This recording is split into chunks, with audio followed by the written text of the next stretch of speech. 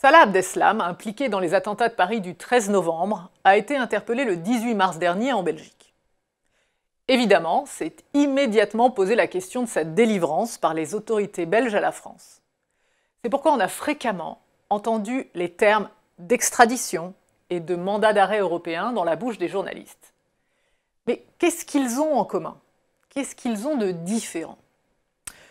Ils ont un seul et même but commun. La procédure d'extradition, comme le mandat d'arrêt européen, permettent de parvenir à la remise par un État d'une personne à un autre État.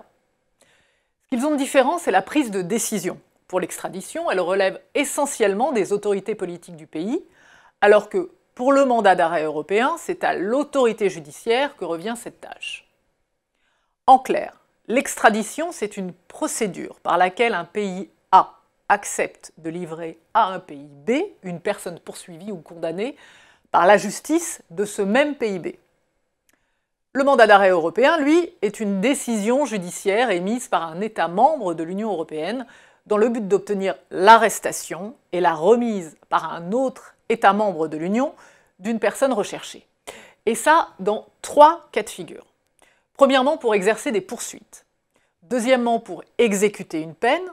Et troisièmement, pour exécuter une mesure dite de sûreté. En réalité, dans les pays de l'Union européenne, le mandat d'arrêt européen a remplacé la procédure d'extradition. La procédure d'extradition classique est donc seulement utilisée lorsque l'un des pays impliqués n'est pas membre de l'Union européenne.